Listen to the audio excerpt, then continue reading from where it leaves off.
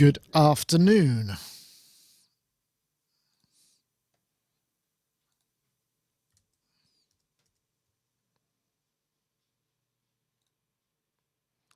Hey there. How we doing? Should be able to hear everybody.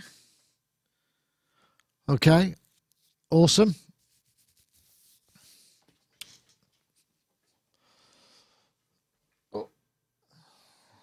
How we all doing? We got our YouTubers. Yep. Hello there, Vegetto Blue, and all of you folks, and all of you IRC peeps as well. Nice to see you. We're going to try something a bit different today. In that Rich said he's going to join us from the tour bus. He's on the road with Chic, and they're heading up to Glasgow. So he's on a long journey, and we just tried a test, and it seemed to work. So it could possibly be something that will work while he's on the road, or maybe not. We'll see. So it'll be a bit of fun. So yeah, how are we all doing? Interesting times. Let's see. We've got everything. Yep. All seems to be coming through. Let's just double check the Facebook feed. Yep, that's all happening too.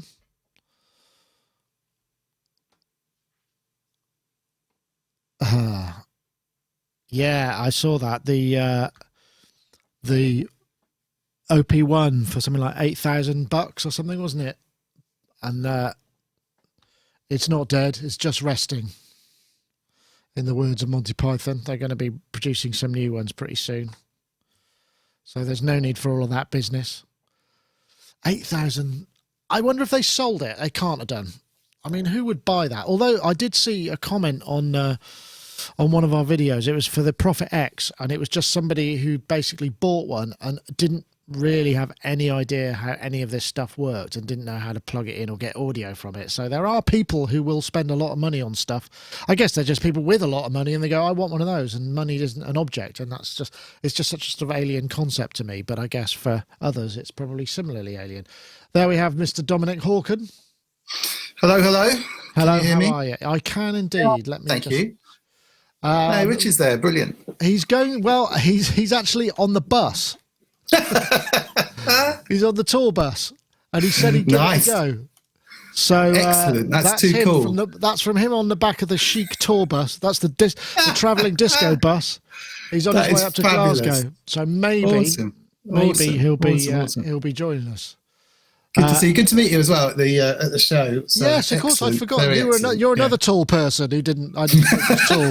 I had the same thing with Matt Hodson. Hodson, and it was like, oh, you're like really tall. Wait a minute. Yeah, he was super tall and gangly. Excellent. Yeah. I just wasn't expecting that at all. Quite funny. Let's see. I've got everything lined up. Yeah. So how have you been then? Good. I wasn't well last week. I've still got this flu-y kind of cold. I think my daughter, every time it goes around the school, gets to your daughter, and then it goes around the house, and then usual stuff. So suffering a little bit, but not too bad. Back to work. I haven't had it. I always try. I always want to get mine in now, or before NAM. I really don't want it in. I don't want it. Oh yes, of course. When's NAM kicking off? It's not till the end of January, really. So it's not too bad. I think we got still time. Still time to get really sick and recover. And I've actually got most things sorted out now. I've been working on sort of automation and network video editing and stuff. So our plans are to be a bit more automated. So we've got a couple of the machines. You just stick an SD card in it, and the SD card has got a little text file that says what it is. This is Nick's card 1. It reads the text from the file name. You can't read the actual text from the file in Automated because it's a security issue, but you could read the file name, and then it says, okay, I'll have that. I'll stick that beyond in front of all the file names on the card with today's date. Rename it and then copy it onto our SSD, which is hanging off one of the computers. And that's all off that Automated thing in the Mac, right? Yeah, like a droplet type. Thing. Wow. Well, it's every time if you just stick a card into the machine at any point. Oh wow. It doesn't. Brilliant. So anything that turns up in volumes that's an SD card, it'll do it to, unless it's already done it. Oh, superb! Nice. So if the file names haven't been named, it'll name them and then start copying them across to the SSD. And then I also was working, I thought, well, actually, this could be kind of interesting. Then I've written another little doodah, which is it's like on the rsync on OS X. So it basically just says everything that's on that SSD, copy to this other drive, or just a differential backup. So at all times we'll have 2 of everything plus everything on the cards. So I'm feeling quite... It's very scary stuff, writing stuff that copies files and deletes stuff, actually. No, I haven't got anything that deletes anything. Oh, cool. Nothing deletes anything, ever. It's only ever renames it and copies it, never moves it either. So it moves as atomic, isn't it? Yeah. But I had that working. I mean, like an SSD, a USB-C SSD hanging off this Mac. Because what we've also got is, because we've got the network at the place, which we don't want all the machines on. Yeah.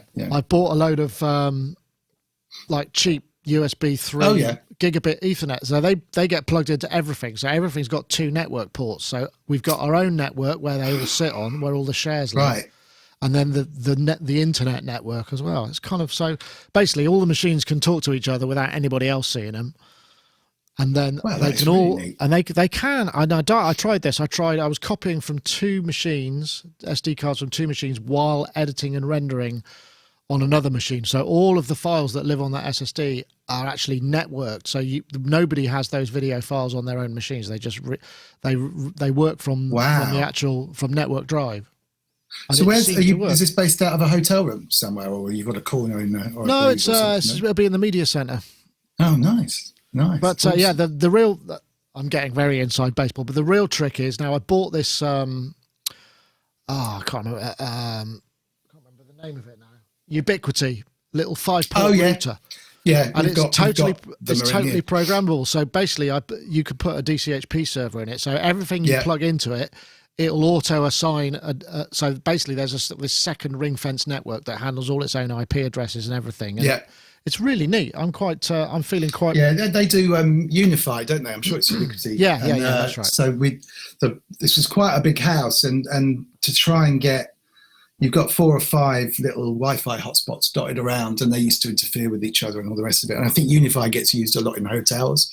So we got 5 of those, and you kind of push a button, and they all synchronize, and it just works. It's mesh networking, isn't it? Yeah. Because the difference is you can buy cheap routers that'll basically join networks, but they're like subnets, whereas you want everything on the same thing. So mesh networking is really hard to set up, but they just do it. So they just go, okay, I'll join. Here we are. I'll use. And I think that router that you've got would allow me to kind of look at the stats. Yeah, it's just almost like a VPN style thing, but I've got a VPN to here anyway, but it allows you to configure. But yeah, I was amazed. It's really, really, really good. And you get nice little funky graphs that show you where interference is and all that kind of stuff if you want to get really into it. Yeah, I'm not going to get into that too much. But I find that, this is all a bit new. I don't really that into kind of network. I mean, although I end up having to be. But I'm just really, and this route was only like 40 quid. Wow. And it'll just do... but not only that, the other thing that it'll do, this is just a little box, I've got it on the floor here, and what the other thing it'll do is you can configure it in so many different ways. So you could configure it to be connected to the internet via Ethernet and via a 3G modem, and it'll do failover. It'll load balance and failover as well. Wow, that's cool. I tried to do that with 2 ADSL lines ages ago in an office where they failed to deliver our leased line, and it was such a nightmare. You buy something for about 300 quid that purports to do it, and it's just impossible. And nowadays it's just trivial. Cool. Well, you're all set. Wow. Hopefully, yeah. I mean, the only problem is that I wrote the automator script on a Mac, but one of the edit machines is Windows.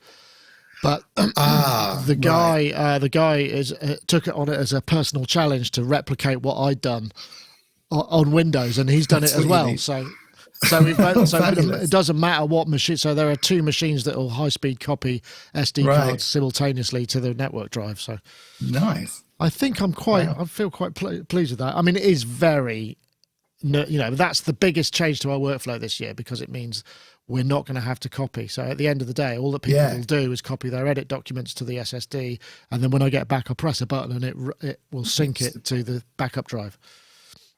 Very nice. How many of you are there? 4 there'll be. Oh, nice. For her shooting and editing and whatnot. So yeah, it's going to be It's a big undertaking. I thought the show was fairly big undertaking with all the editing and the various bits and pieces going on. But that sounds like it's going to be a lot of fun. Yeah. Well, hopefully it'll leave more time for a lot more fun. That's the idea. You see, you want it to be. You want the technology. The technology is supposed to actually just help rather than get in the way. But the other thing I've got one of these. So this is another thing. So if we run out of time, this thing will take any USB drive you've plugged into it with an MP4 and upload it to YouTube, our YouTube channel, via the API. So is that like a Raspberry Pi there? Just a little Pi. So essentially, if we get kicked out of the press room at 6:30 and we haven't finished, we can just Velcro one of these under the desk with a big battery on it and leave it going. Brilliant. And then it'll email us saying, I've uploaded this one, I've uploaded this one, I've uploaded this one. Yeah, that's my... Wow. Or the other thing that we do, this is plan C, is we've got some US MiFis. Oh, brilliant. Yeah. So what you do is you strap those and a battery and a Pi to one of those things. The Pi will automatically join the Wi-Fi. So you can essentially leave that or give it to someone and say, can you just take this home to where you got decent cell reception? And it'll just upload via the cell. Wow. Yeah, I used that kind of thing ages ago. I used to do these, I think I told you, weird film launches for Paramount and Warner's where they do the press junket, book a hotel and get a load of people in there, all the actors and stuff. But they were moving to online. So one year they interviewed them all virtually in Second Life, and another one they built the Transformers set in another 3D world and that kind of stuff. And I was always the one in the hotel room trying to get internet connection with microphones and the talent, just trying to stream all their audio and voiceovers and stuff into home on Sony or Second Life or whatever, which is quite cool. But back then it was kind of satellite dishes on the roof actually as a backup. So you got people like Bruce Willis we had, but it's literally like, okay, Bruce will arrive at 22 minutes past 10 and you've got him until 29 minutes past 10. And that's it, because then he goes on to the next room in the hotel for the next interview and the next one. And that's a fairly stressful thing. Hey, the bus is back. Hey, Rich. In the immortal words of Frank Zappa, don't make a fuss, just get on the bus. And there he is. Rich Hilton is en route to... Have you got a gig tonight, or is it tomorrow? It's tomorrow. Okay. Cool. Well, yeah, it's working. We're just waiting for Gaz now, so Gaz will presumably be joining us shortly.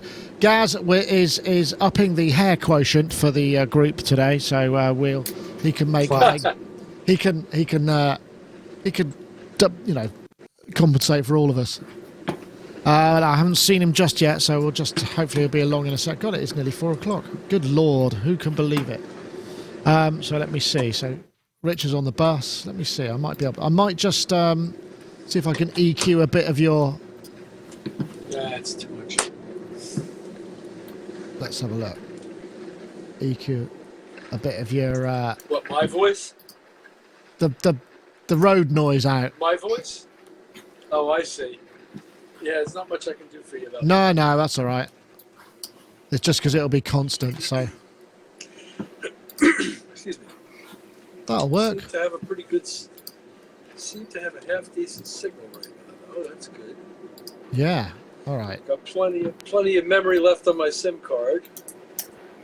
Sweet. And about half of a hotspot's worth of battery. Wow, okay. Well, there's every chance this could work. Right, okay, so I'm just going to... we'll just hang on for Gaz. Let's see if he's texted or anything, because it's getting it. Nope, no sign just yet. Oh, wow. Behringer Neutron have updated their firmware. LFO one-shot mode. Phase offset. Independent auto glide for each oscillator. Okay. Good topic. The firmware. No, that's just an email that's come in. I wasn't necessarily going to hit that one because all it is a text, is a list of. Oh, it looks like this. That's a long day at the topic list when you're discussing firmware updates. Yeah, sometimes. Well, it is and it isn't. We did it with Peak because it was kind of a big deal. So. Yeah, I know. If it's a big one, it's worth it. Yeah, that's right. So we're just waiting They're for... all big, and none of them are big. Yeah, well, it's game-changing, groundbreaking. Oh, you've got the... well, I forgot what it's called. That's a big one. Is that version 2? Is that coming? Yeah, it's just they're beta testing 2.1 or whatever. It's amazing. It's really amazing. That is the one example of a firmware update to get excited about. All sorts of stuff. Yeah, they sent us a after Superboo. They sent us a case of New Zealand beer, which was really kind of them. And we were hoping to meet them. He was going to come over here on his way to Bristol because I couldn't make it on the day he was there, but we never managed to hook up, which was a shame. No, that's a shame. Yeah, I've not met. I talked to them quite a lot, but yeah, really, really nice, very, very responsive, and some of the stuff that they've been doing. I mean, I'll talk about it in the intro and just big it up a bit. But they're kind of just continuing to pack some amazing new stuff in there. It is incredible. It's the first. I'm pretty much a computer guy, really, but it's the first doorlessy kind of thing that's got me really excited and changed my workflow a bit. And it's a sort of desert island synth, really. Yeah, I'm just trying to set a noise gate, Rich, so you might have to talk and see if that works. Oh, sure, I'd be happy to talk. What synth were we just talking about? Yeah, the Deluge, mate. No, that's the Deluge. There we go. We have Gaz. Yeah, the Deluge. Right. Okay. Okay. Hey, Gaz, how you doing? Frame rate's good. No audio as yet.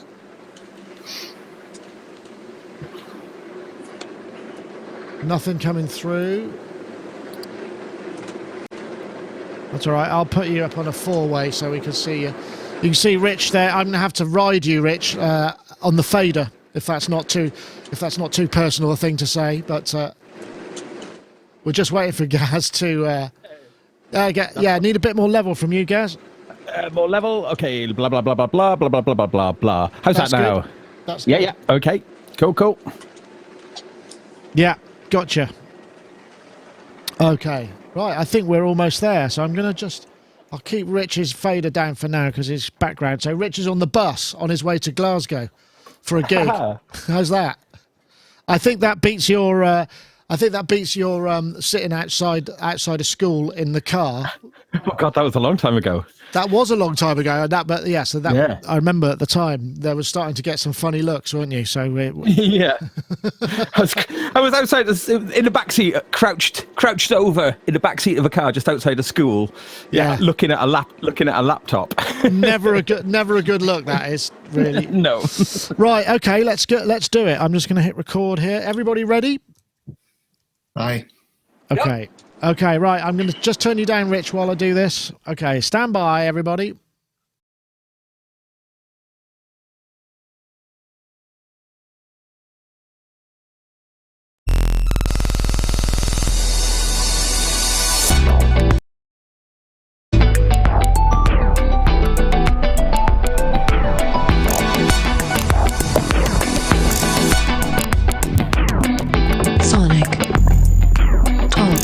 Hello, everybody. Welcome to Sonic Talk, episode 562, recording today on Wednesday, the 12th of December. That's right, the 12th of December. One more show. Is it one more show? Yeah. 19th. Yeah, one more show before Christmas, and then we take a break, and we're back on the 2nd of January. Set your diaries and whatnot. This is a music technology podcast. We talk about all things to do with music technology, software, synthesizers, instruments, recording, touring, studio stuff, live production, all of those things. And we've got a bit of an exciting happening today because, first of all, we've got Mr. Rich Hilton from Chic, who is currently actually on the tour bus, live from the tour bus. I'm disappointed that we're not seeing the chandeliers and the swimming pool and the helipad there, Rich. I mean, I guess that perhaps that's not so. You're on your way to... Where are you going, Rich? I'm headed to Glasgow. Ah, okay, so quite a long journey. So you're on cellular data in the UK, which is a very ambitious target to go for. But so far, so good. There it is. The said MiFi. Rich, of course, playing keyboards with Chic. How long are you on the road for, Rich? We've been out a bit over 2 weeks, so we've got about 10 days to go. Right, okay, so right up until the Christmas thing. Are you back for Christmas at home? Excellent. I'll be home. I'll be home before Christmas. Or the Chris Rea. You're driving home for Christmas and all of that stuff. Anyway, Rich, I'm going to turn you down while I introduce everyone, because obviously we've got the background noise, technical limitations. So thanks for joining us, Rich. We've also got Mr. Gaz Williams, who's there in Bristol. New mic today, Gaz. Is that a 414? Yeah. I've used this a few times, but yes, I know I've had it a long time. But it's got it looks quite authoritarian, doesn't it? It's got square and chunkiness all about it. Sounds good. Yeah, no, 414 is classic. Ooh, actually. There we go. Is that better? I just realised I was in figure 8, but don't know. It make that much difference. You seem more focused. Cool. What you're saying seems to have more more concentration to it. Yeah. Cool. Yes, very good. Thank you very much. Nice to be here. Kind of just bracing myself just to get through the dreaded Christmas phase. I really hate Christmas. Are you a bit grinchy? Oh, massive grinchy, yeah. It just gets in the way. I've got so many projects on, and it just gets in the way. I'm just like, oh well. I try to, and then it's not. It is all right, really, isn't it? I mean, it's nice when it stops and you can just kind of chill for a bit. Yeah, I know what you mean. I'm looking forward to the week off between Christmas and New Year. Anyway, Gaz Williams, bass player, music technologist, and various other things. Gaz is going to come and see us. I think later in the week. We're going to have a look at Cubase 10. Yeah. And also we have Mr. Dominic Hawken, Dom Hawken. Hello. There. The lights are on in the studio. So they are. Actually, are those Arturia colour bursts you've got on the screen behind you, or are they your own very own? No, they're just Mac own built-in ones. I think it upgraded to the latest OS, and suddenly those appeared. So I'm still going through just to make sure everything works. But yeah, always a scary thing. So how's everything going with you? It's good. When do you stop? I don't really stop. I do love Christmas, just to make up for grinchy Gaz. But it's really good in this house. Christmas is really great. But I work from home most of the time anyway. The studio is here at my house, so I don't really stop. And it's nice to kind of pack a lot in. What I do like about Christmas is that just for a couple of days, everything completely just quietens down. You've got a complete excuse to do absolutely nothing but eat. But no, it's been good. It's been good. I was ill last week. I was really gutted. I missed the talk about relaxation stuff, because that's what I've been doing almost non-stop.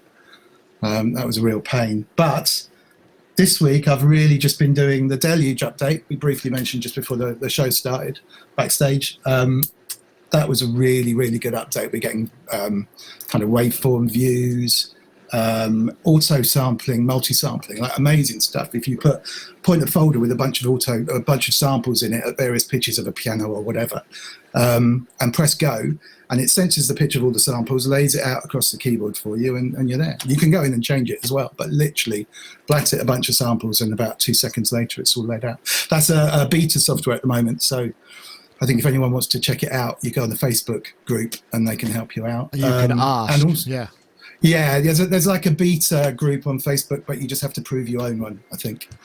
And Apparillo. I don't know, I mentioned it very briefly. I think it's out as a VST. So Sugar Bytes. Yeah, this is out on the iPad this week, and it's the most amazing thing I've ever heard. It's like, I don't know if you can even hear it. It's like sounds a bit like Rich's bus background at the moment, but yeah. Let's see if I can find something a bit more impressive. It's kind of like a film score in a box. Neat. Obviously nowhere close to where Ty is, with the strings and stuff. I'm talking about sort of Blade Runner-esque textural kind of patches and textures. It's quite incredible. I've never heard an iPad sound quite like that. I'm sure Gaz will have probably checked it out as well, but really, really impressive. So it's been Apparillo and Deluge this week for me. Wow, sounds like fun.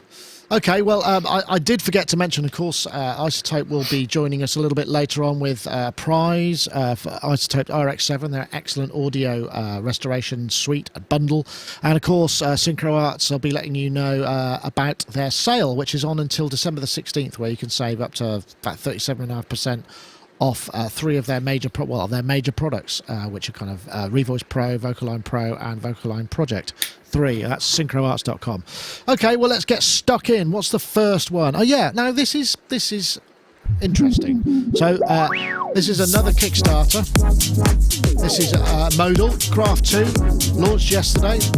This is their we had a preview of this. So it's a little monosynth with 8 oscillators, wavetables, 3 ADSRs, 2 LFOs. It's actually quite accomplished. A sort of built upon the DIY one that first came out, that I think people were a little bit reticent because it was just snapped together circuit boards. Looks like it wouldn't be that difficult to break, whereas this is a bit more of a Volca sort of styling, I suppose, and in terms of ability. So I won't show you the whole thing, but the interesting thing about this, I mean, this yes, the synth, so this is the craft synth, is actually like the Sculpt. Oh, it's just going up as we speak. Like the Sculpt, it reached its goal in 24 hours. So this one, they were aiming for 50 grand, and they got 55. And all well and good, all fun. I mean, I guess people might be interested in that. But the more interesting thing for me about this is the way things are going. Well, the way that things might be going. I don't know. I'll start with. Let's go with you, Rich, because then I can turn your mic up. The whole, I know we could Kickstarter, there's all the caveat emptor. It's the sort of the project may or may not be, may not come to fruition. There's all the risks of investment. But I wonder whether we're heading towards a situation where there are trusted companies and they just go via this, because if you know that you're going to pretty much fund yourself, you don't take the risk until you've funded.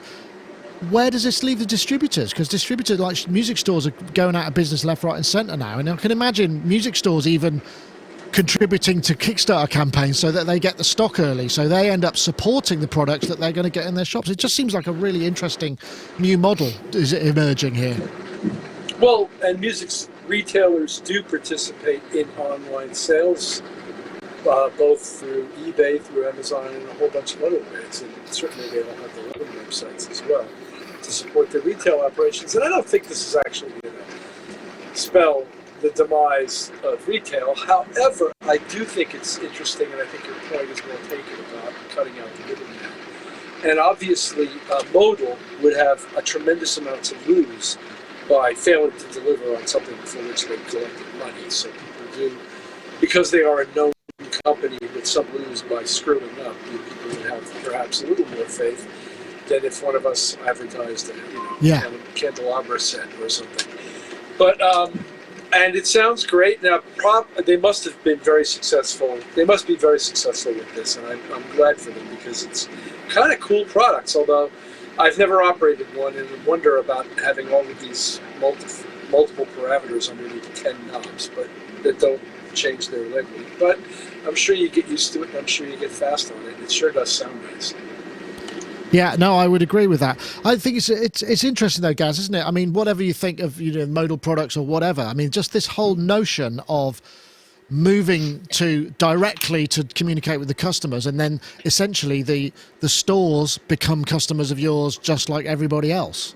And then they invest because you could buy 10 or 20 of them. I mean, it doesn't happen so much on this one, but I know on Sculpt you could buy 10 packs of things, so you'd end up in a situation where you get the kind of dealer discount, and you also get the stuff in the stores before anybody else, because these do go to dealers anyway. But it just means that you get the kind of exclusivity, I suppose. It's an interesting idea.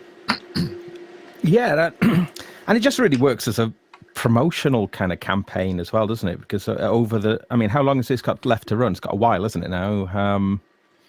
So it's January like the 9th, yeah. So and actually, I mean, we haven't actually touched on the price of this. I don't know if there's any of those early birds left, but they were like 99 quid, weren't they? I think they may all be gone now, but I think the next tier up is there are still some, actually. There are still some 99, 108, which I mean, non-EU 108. So the EU is, that's in the US. 119 if you're in the EU because of VAT.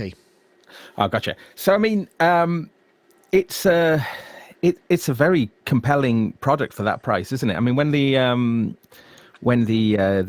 Craft first came out with that kind of clipped together one, there was a lot of issues with that. I think sound wise, I think was good, but it would just like the weight of the cable drift across the table, yeah. Yeah, things like that. And I mean, like following on from the Sculpt, there's a really strong visual identity. I mean, there was a strong visual identity with the Craft version 1, but unfortunately it was not a very nice visual identity. So this one now is a really it's very distinctive, and as well as you know, and as many people now know, that these new generation of modals sound very, very full and rich, and don't sound like in any way a budget instrument. And I think that the guys there at Modal have done a really great job of making an intuitive interface too. I love the way that the LED lights kind of can work to, because those endless encoders, whichever that you adjust. More so on the Sculpt, I would say. I think it's a little bit more finicky on the Craft Synth too, but that's, it's cheaper. So okay. Yeah. I mean, but it's packed full of stuff, isn't it? And it's also going to have the same type of editor as well. So, So I mean, so this has slightly changed the topic. I was talking more about the synth here, but I think it's. I mean, like the Kickstarter thing definitely is it's a bit weird, isn't it? Because people are kind of going to think, is this product ready for market? I mean, it is absolutely ready for market, though, isn't it? It purely is. Well, I suppose the thing is the other thing to point out is, obviously that we got a Kickstarter the other day, which is like, I don't know, 6 months late or whatever. The point is, if you get to that situation where you got your chops together, so you go, the Kickstarter ends on this date, then we know after that it's going to be exactly this amount of time, because I think they pulled it off with Sculpt. In fact, they were a bit early with that. So, I mean, whoever it is that does it, if you can get that, Kickstarter ends, product's ready, and you can just go, and there isn't any hold-ups. I mean, there are always hold-ups, but if you can be kind of pretty much do what you said you were going to do, then it starts to become very viable, and people just kind of go, yeah, all right. Because, I mean, essentially, most manufacturers are going to be giving X percent, I don't know, 20, 30%, I don't know whatever it is, some variant of percentage to a distributor and then to the retailer. This way, it just goes direct, and they're cutting out that kind of thing. So, I mean, it must be very appealing from a manufacturer point of view to do it this way as well, I'd imagine. Yeah. So, yeah, totally. So, I mean, but... do we know about so Modal, all the Craft and the Sculpt, they are just going to be available in regular mainstream they just start on Kickstarter. Start this way. Well, yeah, it's good, I suppose. But I mean, as I say though, the synth itself, if you haven't checked it out, definitely check it out though, because it is it does sound pretty nice actually. Yeah, so and there's some interesting ideas, isn't there, on the, it's not just like a standard subtractive synthesizer. Well, I guess it is, but no. Well, it's wave. It's got a bunch of WO2 stuff, waves in there as well, and whatnot. And it's got that really nice. Even though it's digital distortion, it sounds. I mean, because I used one when we did our little jam thing at the event, and it sounded big. I mean, I didn't hear what it sounded like on the PA because I was behind it, but I think there's plenty of stuff there, right? Do you think though that doing this is going to sort of make the brand appear more, because they were originally top draw, very expensive, I don't know. high end. I don't know. I mean, it depends on what comes next, I suppose. I know, Dominic. I mean, you have a background in entrepreneurial kind of endeavours. I mean, the Kickstarter route, does that make the most sense? I mean, it's the least amount of risk until you actually have to press the button. Because if you don't get the money, you don't have to do it. Exactly, it's the least risky, but there's a huge amount that don't get to raise the finance. So, I think your point about it's risk based on the amount of money you're prepared to put in to buy something. So you might put $2,000 in if it's something amazing, but not many people would do. And these kind of products at £150 are quite tempting because it's not a huge amount of money to lock up for something that is really funky. But I was reading, I mean, they make quite a big deal in their video that the last one, the Craft, they shipped 1,000 of them within 3 minutes of the Kickstarter campaign closing. And it's that reliability of like, I am going to get this thing. I probably can't stand up and wave a flag and say, I'm Dominic Hawken and I've made this thing. I think it was 3 months actually, not 3 minutes. Oh, was it within 3 minutes? Oh, okay. Slightly different, but still, that's what they said they were going to do. That's incredible. That's what they said they were going to do. I have to re-look at the video because it sounded very much like minutes. Anyway, but the point is you've got this. It's a bit like the Amazons and the eBays. You end up with... if it's a reliable supplier with a track record, then really they have absolutely nothing to lose. They're always going to price it in such a point where it's going to be fulfilled. The embarrassment comes if they did something and they didn't hit the target money, really, and that's actually sort of brand damaging. But you can't really fail with this one. I think from your point about retail. I mean, retail in this industry, for me, was mostly about going to try things out. You could go to somewhere and they had one of everything, and you could check out your synth and you could annoy the people in the shop playing your synth riffs. And then kind of try out the one you got. Nowadays, clearly, people just order stuff and kind of send it back if it's not right, or go with YouTube reviews and that kind of thing. So the idea of having a retailer is sort of less relevant, sadly. I mean, what are you buying? You're buying returns, some kind of guarantee with local service, and advice, really. And all of that is very valid, but whether or not the retailers want to pay an extra 25, 40% sometimes in terms of retailer margin on that stuff, it's I don't know, it's just becoming very, very irrelevant now, I think. It's very difficult, yeah. I mean, I think that's it. And you can see there's always going to be someone who's prepared to think, well, the bigger numbers, smaller margin. And that's why we're seeing these conglomerates of I mean, I think it was Red Dog in the UK that filed for not bankruptcy, but they went out of business, and they were looking good, so it's just the people who've got their stuff together. But in terms of this, you have, as long as you've got your thing together, then you're going to be okay. I mean, the problem comes when you launch the Kickstarter and the product isn't really finished, and you've left some of the things that need to be done are the wrong things that you've left till later on, so you need to have as much of it done as possible, so that really all you're doing is deciding things like, maybe some of the OS issues. But if you've got actual core features that you're gonna run into a stumbling block, because we've seen it loads of times, haven't we, with products that just kind of go, I'm sorry, we ran into this issue and that issue, and then it could be years, and I still get ones where I'm still getting emails from projects I've forgotten about, like 2 years ago, that's saying this is our latest update, and you just think, well, kind of, I feel for them because they must be burning cash, but it's just what can you do? The code bots are good. A good story, though. It's a good example of this, though. That the stretch goals. It was really successful on Kickstarter, and it reached its stretch goal of being like a super chord bot, which sort of doubled up on the knobs and made a color screen, and of course that meant that all of the designs that they'd done for the existing model were they almost had to go back to the beginning again once the kind of Kickstarter was over. So they were that much further back in the process than they would have been. So that means that people have to then wait who've invested into it. But that, I guess, is the thing with Kickstarter, isn't it? The people who pay into a Kickstarter, you are going in with that kind of caveat that you may be waiting some time. Yeah, it's interesting. But anyway, I just thought, it's great to know about the craft, and I'm glad we got the first look at it. But the model itself is the interesting part. I think I'm just going to quickly, because I did rather cock up on the on a word from our sponsor. So I'm going to tell you a little bit about Synchro Arts. You've got a sale on till December the 16th. You could get basically 30% off Vocaline Pro, which is really useful for lining up and thickening vocals and backing vocals and doubling. You've got 37% off Vocaline Pro 4, Revoice Pro, and Vocaline Project 3, which are various different versions of similar technologies, but a lot of people absolutely swear by it. I forget now. Somebody last week just sort of said it completely changed the project they were working on, and just said it. I think it was maybe Robbie just said it was. No, I forget. I'm misrepresenting. Just said that absolutely works. So if you want to check that out, go over to synchroarts.com, and the sale's on until December the 16th. Right.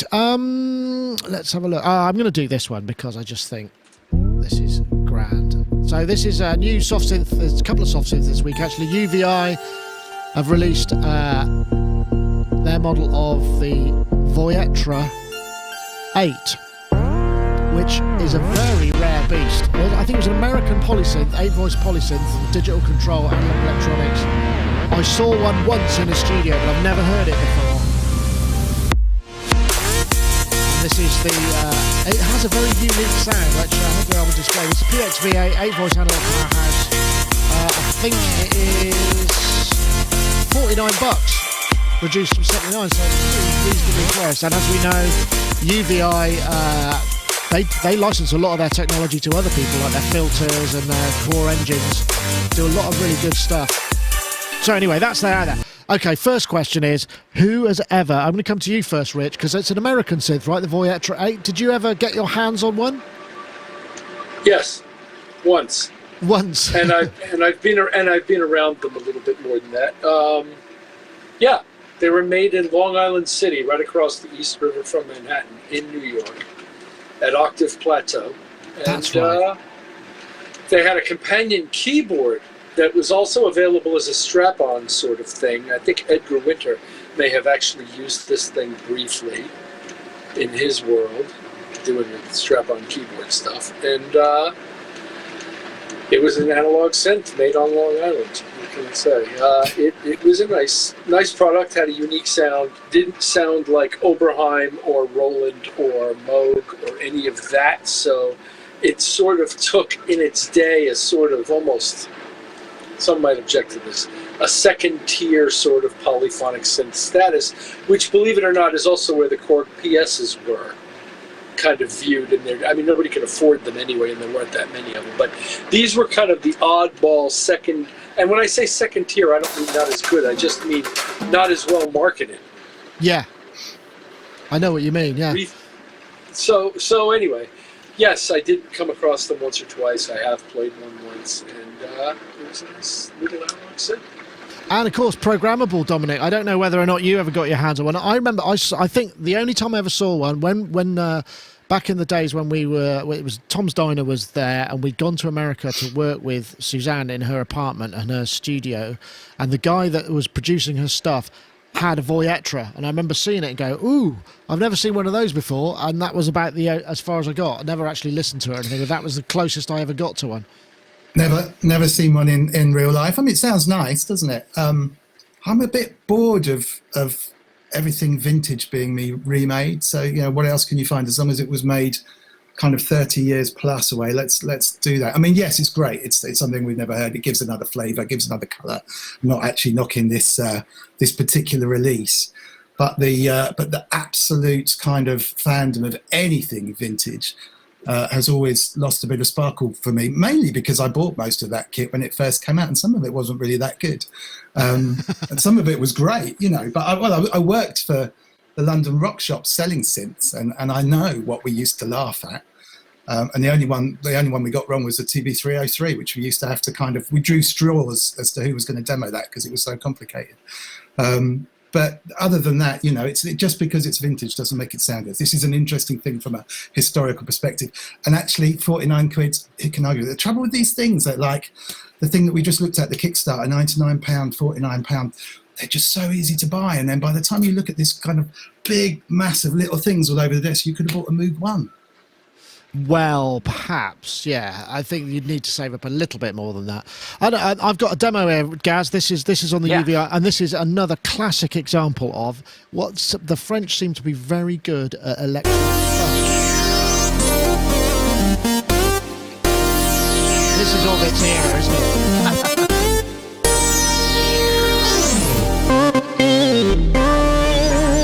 Oh yeah, baby. Those sounds are really hip at the moment.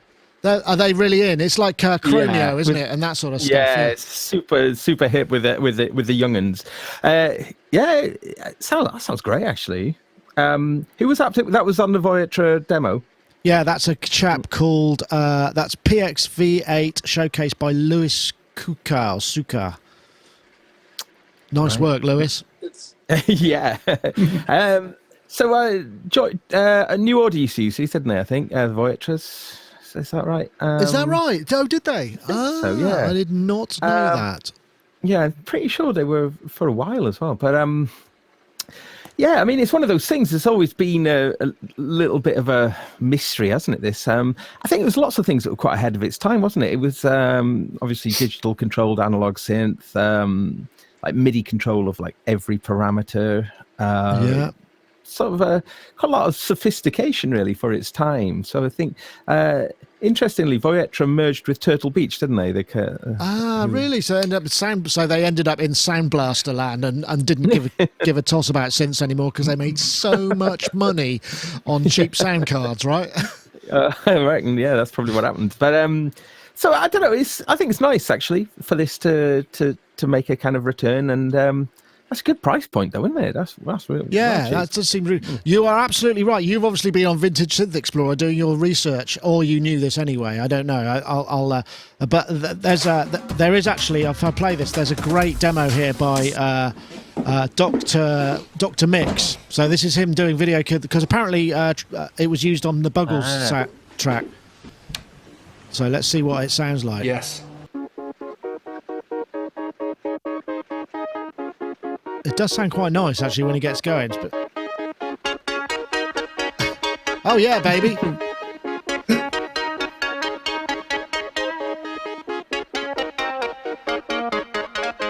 Oh, so he got the UVI Golden version, which...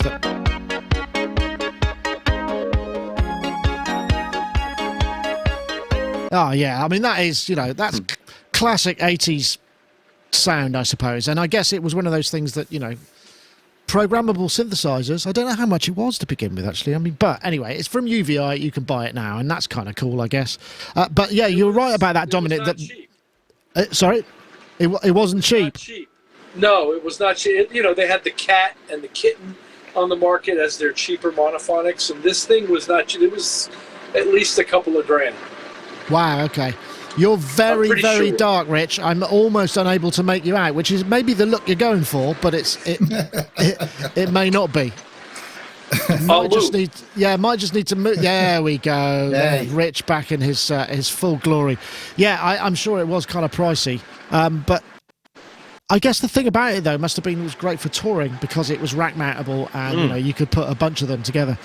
Right then, so that's the Voyager 8 and the Dr. Mix, and yes, we've got another synth. So maybe this will sort you out, Dom, because this is a new synth. This is the Artorias Pigments, which there was a very enjoyable. Let me see if I can find.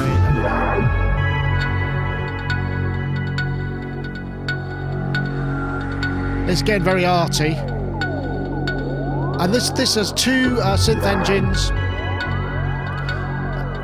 with, I think one's advanced wavetable and one is sort of triple analog oscillator, and some really interesting modulation stuff actually, as well as it's got 3 LFOs and 3 envelopes, but it's also got these function generators, which are like mathematical transformation engines that can move along Bezier curves and sequences and sample. And that's the thing that's kind of quite interesting. All these kind of sequences. I actually got a copy of this. I won't play the whole thing, although I nearly did. So Dominic, okay, so here's something new software. Does this kind of get this something that gets you a bit more excited, right? Yeah, it does. I mean, and don't get me wrong, there's nothing wrong with emulating stuff, but when you stop at the point where it's emulated, you're missing a whole trick. It's like the boutique SH101 from Roland. You can, I think it's 4-voice paraphonic or something, and you can do extra stuff. You can stick it into unison mode and it sounds better.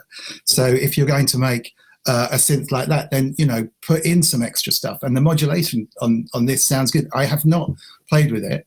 I checked it out on some YouTube stuff, and I really like the look of it. I really like the user, the interface, the graphical interface that shows you the way that pretty much the LFOs and all those waveforms, what they're actually doing, which is brilliant. And I guess would be a great thing to put on a whole bunch of VSTs now, because there are so many modulation options now going around on some of these synths that it's kind of impossible to remember what's patched to where. Funny enough, the Deluge has a really good one where you hit a parameter and it will light up in its own way what is affecting that parameter, which is a good start. But this is great. So you can see the shape of the waveforms, you can see what they're applied to, you can see their speed, and you can drag them around. So there's that really funky all along that middle. You can't really see it there. It's not very clear on the, I don't think. But all of that, there's a middle band, which is every single function in there has got a constantly updating window that shows you all of the modulation stuff, which is, I think, what you mean. That's right. And the waveform along the bottom that you showed there as well, you can drag, not just raise it up and lower it, you can move different points on that waveform and it'll move like this. So it's really good. It doesn't sound like the world's most earth-shattering synth on the market. It doesn't sound bad at all, but just the way that you can configure it and the way that you can use modulation, I think that's great. And there's nothing to stop people adding that kind of stuff into their retro vintage remakes to just give it an extra breath of life, really. I was just trying to think. It's rare to find a new plugin that isn't a remake, that everyone jumps up and down and goes, this must be a must-have plugin. Whereas you get, this is a great emulation of the Moog, or this is a fabulous emulation of a whatever. Is it Altiverb? I can never remember, the amazing reverb plugin that is genuinely a new reverb plugin. And there's things like Diva, which is kind of modeled on lots of different analog old synths anyway. But I think it's about time that there was stuff like this with great user interfaces and that just make brilliant sounds. But the Apparillo actually was great. It's in the way that, you press a key and you suddenly go, whoa, this sounds great. And you can get in there and slide things about and affect it, And I think, so I guess my beef is not so much that everything's an emulation. It's just they never take it any further than emulating and going, gosh, doesn't that sound exactly like that keyboard you bought in 1978? Yeah, I see what you mean. Yeah, it's interesting. I mean, they've got a bunch of SEM different models in there. There's the SEM filter model, which actually does sound really nice. I mean, but it's a fair point. I mean, we've talked about this before, like with Steinberg and Cubase. There are DAWs that sort of push ahead and push the envelope, and then some of those features and kind of concepts are then taken on by other people. And I wonder if that's what Arturia are aiming for here, because they made a big splash about the fact that this isn't an emulation. It's their first unique instrument. I don't know if it's ever, but for certainly a very long. I can't think of any other ones. I suppose Spark would have been the last time they did something unique, that wasn't an emulation direct. Yeah, good point. I mean, some of the kind of hyperboles are a bit full on, isn't it? There's that, and I always don't see the logic in that, because it makes you kind of just go, come on, tone it down a bit. It's going to change the way you make music and all stuff like that. And it's like, yeah. But however, that's not to say. I think it does look really good. It reminded me of a few things slightly. The interface a little bit reminded me a little bit of Overbridge, the first version of Overbridge. Oh yeah, I know what you mean. Yeah. And also the other thing it reminds me a little bit of is something that sort of slipped out a bit unsung, really, which is the Korg Electribe Wave, which is an iPad-only app. And there's a few ideas which look slightly similar. I mean, they're very different things again, but just some of the ideas and some of the animations of the modulators and stuff. And also, when you're talking about being able to see what all the modulators are doing, that did actually make me think about that little panel on the Medusa, the polyend thing, because that little panel is really informative. You've got 5 LFOs and 5 envelopes, and just with very, very simple animation, you can see what all 10 modulators are doing at any point. Very clever little way of doing that. But this, I haven't actually tried it. Oh God! I mean, I'm probably in a similar boat to many people in that I've got some, I often mention something like, say, Omnisphere or whatever, and I always feel a bit guilty with Omnisphere that I've only ever used 0.04% of that software's potential. So it's You feel like if you were going to spend any more time with another instrument, you should go back to that rather than try it with something else, right? A little bit. It's just going to add more to my. It's going to add more to my guilt of like not more feeling stuff, I'm actually getting to the bottom of things. But however, as I say, don't be too down on this. It does look really cool, and similar to that Waves. What was that new Waves synth? Yes, the FM one. I can't remember what it's called. Yeah, I think that's. This new, something new again, isn't it? It's a good, bit more... good interfaces, yeah, and new, but good, looks pretty decent. Excellent, Rich. You're looking like the Godfather now. You look like you could say something that like Al Pacino might say, and we'd all cringe and just say yes, boss, whatever. That's a very moody shot. I like that. I don't know. Do you find that when soft sifts come out, you're kind of do you ever? Do you get excited about that sort of stuff? I mean, is this something that you kind of think, that's cool? I think it's interesting to see Arturia releasing a synth that's not an emulation of something else, and I'm equally in the fact that our dear friend Jamie Liddell is part of their marketing campaign and speaks very positive.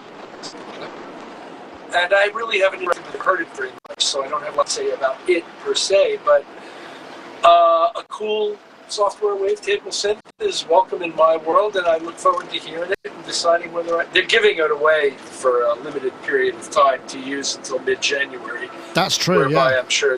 Whereby I'm sure they'll want your money or say goodbye. And on that same tip that Gaz was just on, simultaneous with the release of this was the update to Yuhi's Hive, which added transwave capabilities and a few other things as well, and apparently greatly expanded the sonic potential of that instrument. So they're sort of competing on a feature level with something that's a product designed to display that feature. So marketing-wise, it comes to be an interesting comparison. I really am fond of Yuhi's stuff very much. I like Arturia, and I use it as well. So I look forward to hearing it.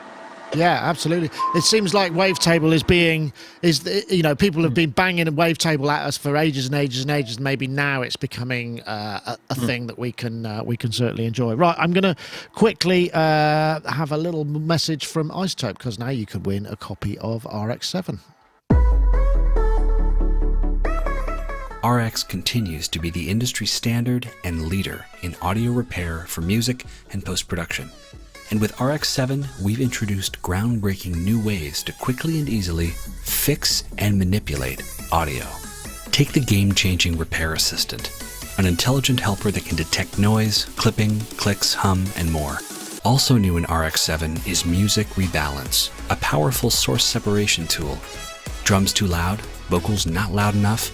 Let's fix that. You can also create instrumental versions of songs by removing the vocal elements. You can now alter the pitch without affecting the timing of your audio, and conversely, alter the time without affecting the pitch with the new variable time and variable pitch modules. Using the new dialogue contour, you can improve the performance of a line or even create a new performance by altering the pitch contour of the dialogue, therefore adjusting the intonation of the speaker, and introducing Dialogue Dereverb, a module powered by machine learning to reduce the presence of reverberations around dialogue. RX-7, a new frontier in audio repair. And of course, you can get hold of that. You just go to isotope.com and download the 10-day free demo. Speaking of demos, yes, Rich was right. The Arturia pigments you get to download for free and use till January the 10th, I think it is, or I forget. It's something around, and it's totally free. Obviously, you'll get nagged and you'll probably have to buy it after that. But anyway, let's get on. We've got a competition, and we have a competition this week. You can win a copy of Isotope RX-7. We're looking for the hashtag RXCanFixIt and the hashtag RX-7 to @Sonicstate and @Isotope Inc. That is via Twitter. So the hashtag RXCanFixIt as one word, and the hashtag RX-7 to @Sonicstate now @Isotope Inc. And you can check that out. We'll announce the winner next week. Also, we've got a winner from last week's show, and this is a guy called Ben, who is @Ben35253570. Always a difficult one and he's actually this is a bit of a challenge. I don't know if I'm going to get the time for this. It's his happened to be, I challenge you, Nick and Gaz, to make a transcontinental track with me. I'll make and send the stems or MIDI, and you two could get inspired and make the mix. Intro and outro, 24-hour limit, challenge accepted. Love the show. Unfortunately, I don't have 24 hours spare at the moment, but I don't know. We may well get in touch. I don't know what you think about that, Gaz. We're all a bit busy, but yeah, maybe without the time limitation, we could do something. I like the time limitation. But yeah, why not? That sounds like a laugh. Yeah, it could be fun. So anyway, yeah. Ben, if you want to get in touch, Ben35253570, if you get in touch, you will be have your prize delivered to you. Okay, right. Now, I don't know which one to go for next. I think we sort of have to have this. This is... The legendary story, Dave Bristow, I keep calling it Eric. Eric, of course, is a darts player. Dave Bristow, and we are at my little house. Legendarily, Dave Bristow came up with the 100 and together with his colleague, came up with 128 patches for the DX7. They thought they were doing 32, and they'd taken like months to do 16 each. And they turn up in Japan going, yeah, it'll be all right. We'll have a couple of days to voice them, get the levels right. And then the Japanese said, by the way, we've got 128 memory slots, so can you fill them up? And they had basically a week. History about how how that all worked back in the 1980s. There's a let me. For how FM operators contributed to. I'm just going to fast have forward a it. couple of days in Japan to polish them. Here we go. And make the 32 sounds for the factory, which is what they wanted. Anyway, we show up, and I can remember that first meeting on Monday morning in the studio. Bristow-san, Leuenberger-san, we have news for you. Oh, thank you. What is the news? We have decided for 128 presets, not 32. So, my jaw drops. I've been spending months developing these 16 sounds for the DX7, the same with Gary. And so we said, okay, rolled our sleeves up. We better start now, because they literally had to be ready by the end of the week. That's such a classic, and it's become legendary. I've never actually heard it from his mouth. He seems like a really nice chap, but this sort of brings out a number of different things, I think. It's that gig you thought you had covered, and you realise you're so far away from what you thought you were doing, and you only have 2 hours to get the Penguins' money, in the immortal words of the Blues Brothers. There are always those kind of gigs, right? I'm guessing, Gaz, this must have happened to you in the past. You show up for one thing and you think you got it covered, and suddenly it's something completely different. But Dave Bristow and it's Gary Lundberg. Good on them. That they were the first programmers who got dumped in that kind of doo-doo, right? God, yeah. And I was thinking about this. It's an interesting little interview. And I was just thinking about just how influential that week has ended up being, or those few days have ended up being on the entire sound of the 1980s, like really influential if you think about how much those sounds just sort of changed the sonic palette. But yeah, God, it happens all the time. I say yes to everything regardless of my abilities. So I'm always coming, oh no, trying to figure it out. Well, some people thrive on that. That's fine. I think so. I think, when you have to kind of, you have to step it up and you have to get something done within a time frame, it sort of focuses you in a way that, gets a bit of the adrenaline, a bit of the intensity going, which is kind of good. And, you want to have that when you're making, especially in creative pursuits. But God, yeah. But I have been caught out many times as well, though. So yeah, it doesn't always work. I suppose there's that. Here's a little interlude. The interview was actually for a chap called Cult Sounds. I'm trying to remember his name. Is it Emmanuel Brockhouse? I think he's called. And this is just basically the DX7 piano sound. There are other examples. So the DX7, 1980 to sort of 1992, the number of songs that use the DX7 sound, it peaked at around 43 in 1986. As you can see, that it was released, I think, 1983, 1984. So he's got all sorts of interesting factoids in there. But yeah, I don't know, Rich. That sort of gig, good on them, because that must have been so unfamiliar. But yeah, are you a guy that likes to be prepared, or do you like that kind of jumping in at the deep end and seeing what comes out? I like to be prepared, and a tremendous percentage of my career has been involved in jumping in the deep end. So, you can only prepare for so much, and then hopefully you've got a skill set that will allow you to deal with what comes. And I guess one way to put it is, I work with a guy I love dearly. There's a brand new album, a brand new Chic album that's just come out. It's 2018. There's a song on it that we started in 1998. Wow, okay. So I'm used to things not having a finite conclusion as you're working on them, and being in that sort of creative place of not having to finish 1 second before you think it's done. I don't know if that relates to your point, but that, in my mind, it does. So, both prepare and then get ready, because it's coming. Whatever it is, you don't know what it is. That's true. Yeah. Yeah, absolutely. I don't know, Dominic, whether you have a similar. You must have. When we all started out doing session stuff and the gear was new, none of us really knew how it worked. So there's that bit when somebody says, can you do this? I mean, it's the classic engineer thing, isn't it? Everybody, when they first go into the studio, they want the engineer to advise them and tell them what to do. Whereas the engineer is probably not going to do that. He's going to go, well, you could, I guess. Yeah. They're very normal. Whereas sometimes you've got to be that person that just goes, yeah, all right, I'll do it. Let's go. Quite. I mean, I bluffed my way in somehow when I very first started. I found myself engineering and producing a couple of kind of bands that I was sort of musically directing, I suppose, in town, and really not knowing. I learned in the studio on other people's time, effectively. And like my first time on an SSL, I'd said I'd worked it before, and all I'd done was watch a couple of other engineers using it. And just kind of, you got to drop yourself in there, really.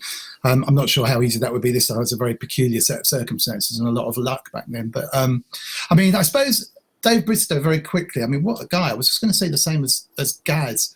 Those sounds are quite incredible. I met him a couple of times. He did some demos for Yamaha on the DX7, and I remember he used to make a lot of use of external controllers, pedals, and they had this, I don't know if you remember it, an orange, it looked like an orange, a squeezy ball, which was like a breath controller that used to plug into the front, or there was a breath socket, I think, on the DX7, all sorts of weird and wonderful stuff.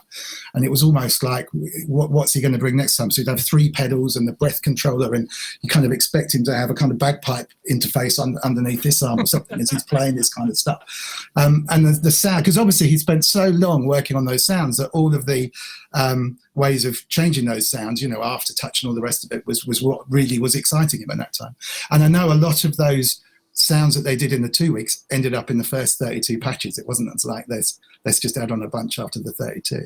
And I think I like to be really organized, and I definitely don't work very well when I'm really organized. It's, you've got to drop me in it, and the best creative stuff comes out when you've got to finish it. You've got to send it off to the band or the A&R guy or the label. Certainly songwriting.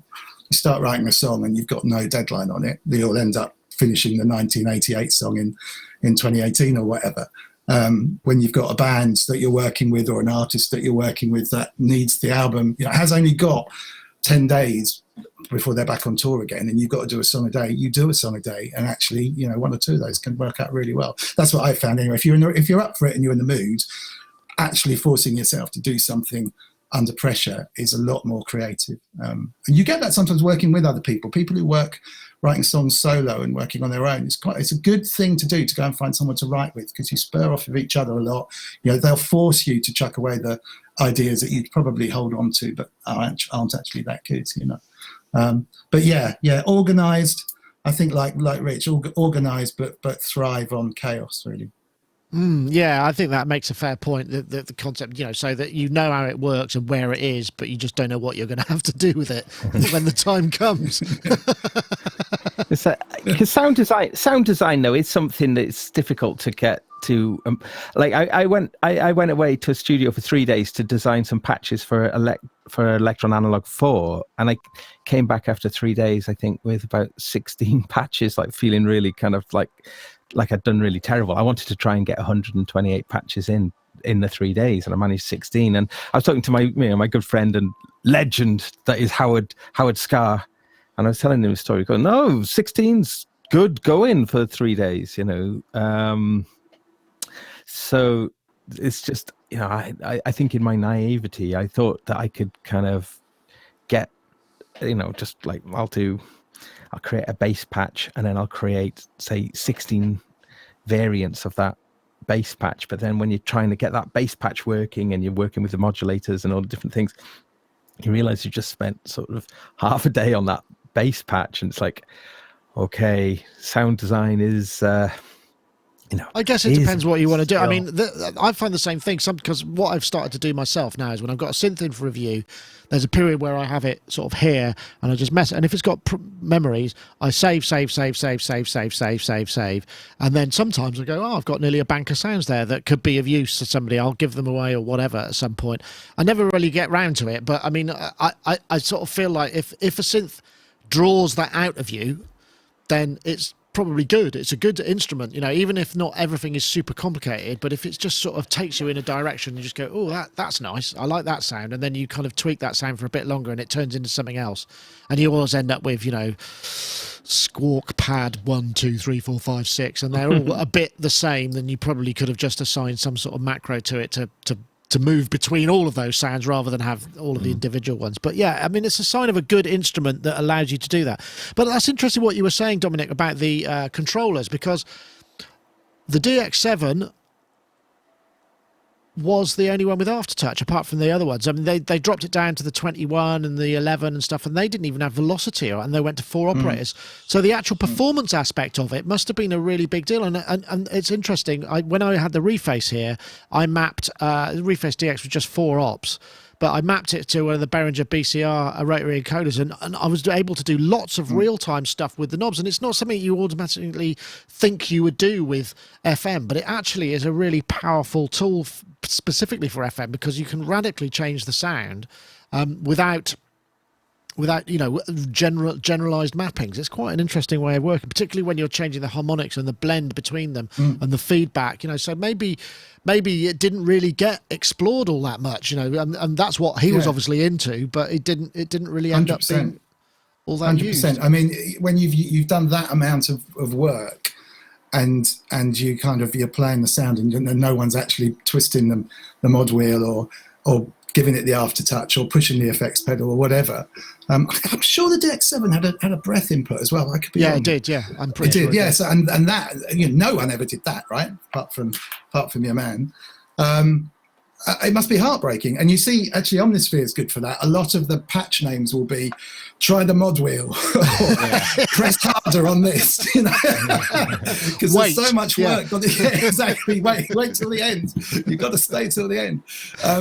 So yeah, it must be heartbreaking. And it's really only that the video that we watched with the Omnisphere guy with his CS80 aftertouch going on that suddenly got me excited and all that, reapproaching all these sounds that that I've got that actually breathe life into these things as well. So maybe there's a shorthand for tracks as well. So you could have a track which is kind of I really love you, but wait till the second chorus.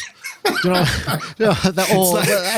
like, no, honestly, it's not all happening in the first 8 bars. Wait till bar 48, it gets really good then. It's like clickbait for tunes. That's a great idea. I like the sound of that.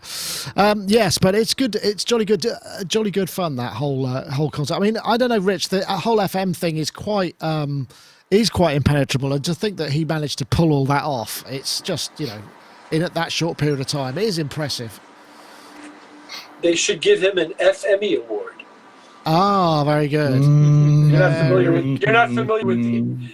familiar with the Emmy Awards, I guess, over there. But, Emmys, Emmys. They go to don't Emmys go to journalists? I think it's a great idea. Yeah, I think Emmys go to journalists. I'm not sure. In fact, actually, speaking of which, there's not speaking of which at all. But what I'm going to do is, I'm going to finish up, because I got this great video sent to me from a chap called, let me see, what's he called? Steve Learson. It's a Shaker Egg Sonic Lab review, and he sent it to me yesterday. I mean, God knows where he finds the time, and it's like a spoof. So it's basically him dressed up a bit like me, but looking a lot more healthy and fitter, doing a kind of spoof Sonic Lab review, and he posted that. I think is it this one? Yeah, hello, welcome to another Sonic Lab. I'm your host, Nick Bat. In all my reviews, I find a way to be both fair yet brutal. Today is a I recommend you watch that. I'll post a link to it in the show notes, because it's quite long. It's about it's 2.5 minutes or so, but it's fun. And he does mention PWM, and he also mentions sing-song harmonics. So I'm very pleased with that. So I don't know if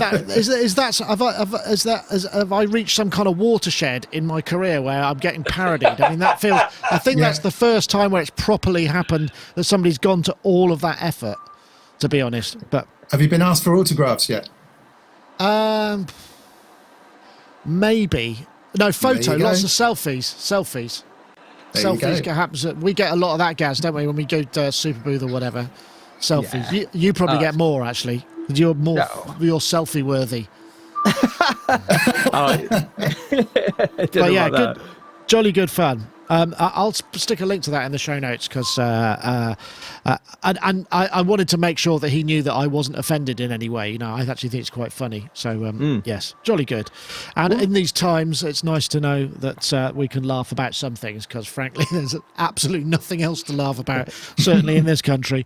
But I won't go there. We'll see what happens. We going to have a look at that open deck thing, Nick? Because that was very did late. You want to see that? Does anyone? Well, do we have time, Richie? Are you about to dock in Glasgow? Whereabouts are you? Oh, we're stuck in traffic. I don't think we're anywhere near Glasgow. Good. You seem to be stuck in traffic where the signal's good as well, which is really perfect. So that's awesome. I was up for plate reverbs as well, but up for plate reverbs. Yeah. That's man, good. there's just so many topics. Maybe we can have one of those next week because it's getting on time wise. All right, let's have a look. I've got that here somewhere. Open deck. Right. This was literally a guy sent me the. Let me see. What's it called? Have I got to the wrong? Open deck. Here we go. Essentially he's. He just emailed me earlier to say, can I advertise? And I said, what's this product? And I looked at it, and essentially this is like a board, a piggyback board that will go on various Arduino products, and it's like loads and loads of, they look like just sort of digital GPIO pins, which are just pins that just kind of go plug LEDs in, or switches, or knobs, or faders, or whatever, and it's got an operating system called OpenDeck, and it runs over MIDI. So you plug it into your system, and then you can configure all of the knobs and the faders and stuff that you've got connected to it, which you can hand solder and then, stick on a plate and make them into custom MIDI controllers. And it's just a really cool idea. So I'll flip through this. This is if you go to Shantea Controls, SHANTEA controls.com. So this is the Open Deck platform. There are different ones. So you get powerful. You get a web configuration service, and they've basically built all of these MIDI. So for various people that customized MIDI controllers. There's one with a touch screen here, and you can just program it up, and it just goes on various different Arduino boards. And there are different versions of them. I'm just trying to think. There's the Open Deck Platform one, which is the big one, which is $149, but you can get one for $45 or $50. And it struck me as a really good idea because, I mean, you don't need all that much soldering skills. You could just kind of stick a load of knobs and faders together and configure it however you want, and then sort of make it into a MIDI controller. Gaz, I can see you were thrilled by this. Yeah, I thought it's the accessibility of it really, and the fact that it's just another step closer for people who want to make something, but a little like myself, I suppose, but a bit scared to. It just sort of seems to think, look at it and go, okay, I could get my head around how I could actually do that.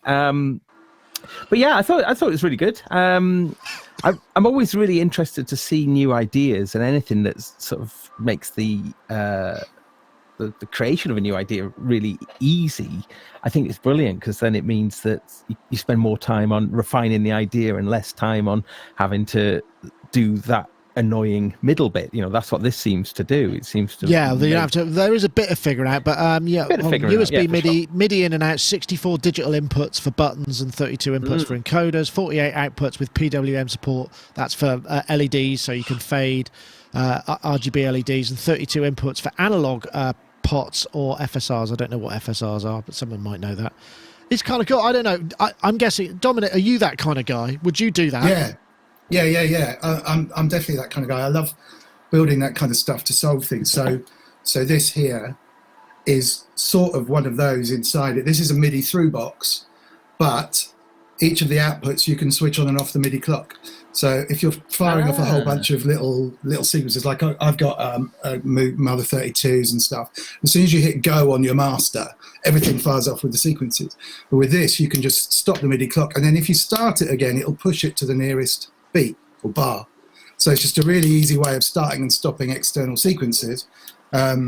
And inside there is really the guts of what that guy's put together.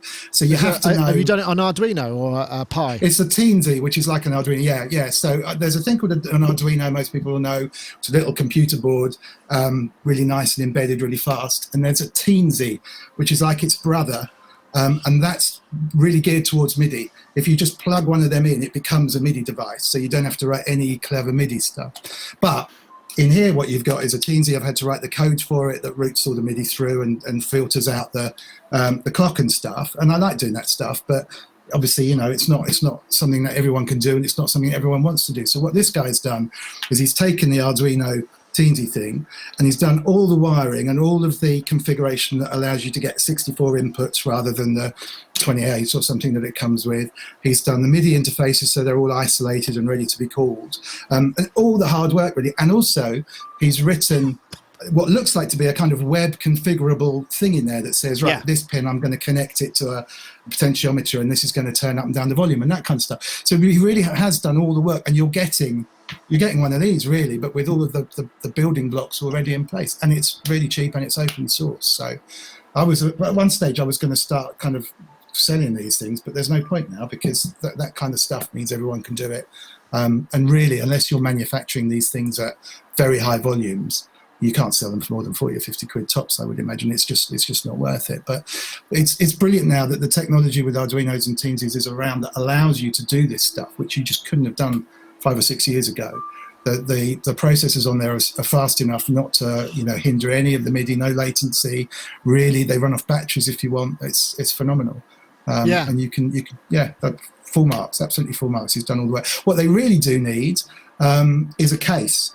If someone can build a decent case that will allow you to put 5-pin DINs in, just a little bit, because I've had to drill this, that's a there isn't a bog standard case that allows you to put an Arduino in and say 10 or 15 connectors on it, because you could drop down to those little jack style MIDI sockets if you wanted to, but that's the problem.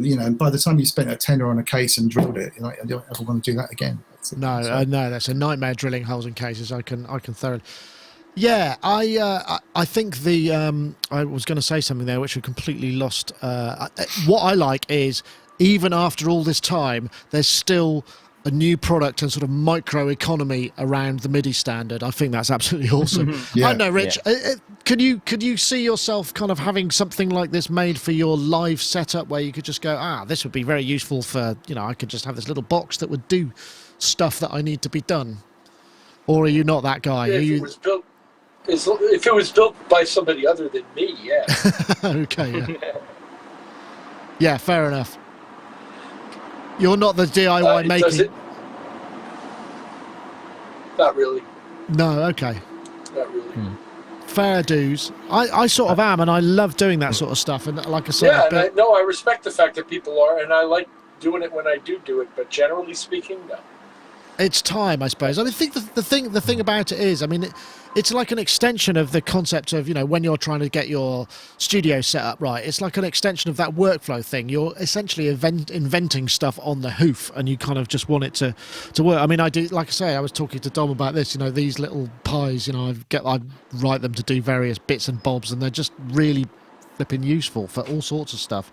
So I like the idea that you could get one of these and just build your own MIDI controller. And I don't think it would be that difficult. You'd have to sort the power out and a few other things, but I think everything else is pretty much there. So, yeah, good shout, Gaz. I think that's worth mentioning, because like I said, he was interested in advertising, and it's so niche that it's probably more interesting just to talk about it and go, this is what you could potentially do with it. So I'm going to just plug it one more time. It's Chantier Controls, so SHANTEA controls.com, and it's the open deck. If you look for the open deck, build custom MIDI controllers with ease. There we go. How's that? That'll do.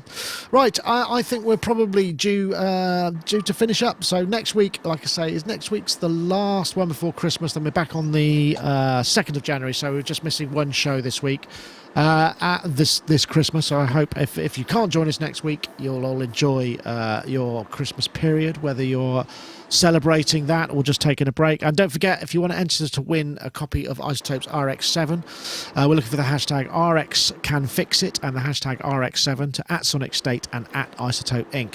And also don't forget, we got Synchro Arts 16th of December for those final deals: Vocaline Pro 4 $249, Revoice Pro 419, and Vocaline Project 399 bucks. Right, guys, thank you very much. Rich, I don't know where you are now. I was hoping we might see a road sign going past. Do you know where you are in the world? How far have you travelled up? Have you passed anywhere of significance that you've spotted? I guess you're not facing in the right direction. I don't know. I have On the motorway. Well, Rich, I think you're breaking up, but it's been lovely to have you. Thank you for joining us. Thank you for having me. It's been a pleasure, and have a great gig in Glasgow and beyond. We'll see you soon. Thank you. Thanks. See you soon. Happy holidays, everybody. Merry Christmas. Yeah, thank you very much. And also, Gaz Williams, thank you very much for joining us. We're looking forward to seeing you again in person soon. So I hope the traffic's not too bad. Well, I felt so confident going into that sentence, and then I didn't know where I was going. Well, yeah, I'm going to.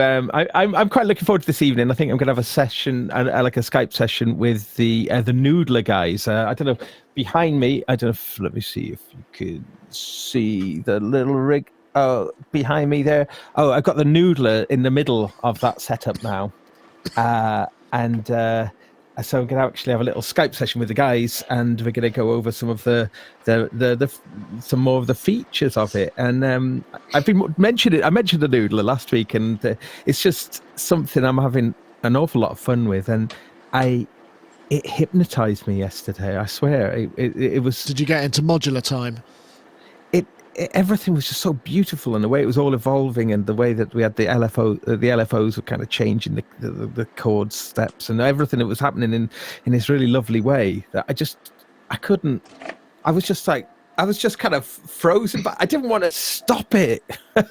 I must have listened to it for about an hour, so it was yeah, really, really cool. So good. I'm right. Quite excited about that. Nice. Excellent. Well, I'm glad you're enjoying that. Thank you very very much. much. Happy holidays to everybody, and yeah, see you next time. And also, Dominic, thank you for joining us too. Nice to see you. Thank you very much. To see your mood lighting in such full effect in the studio. Very nice. I'll see what I can find for next time. Right, okay, that's it for this week. Thank you very much, everybody. We'll see you all next week if you can make it. Take care now. Bye. Cheers.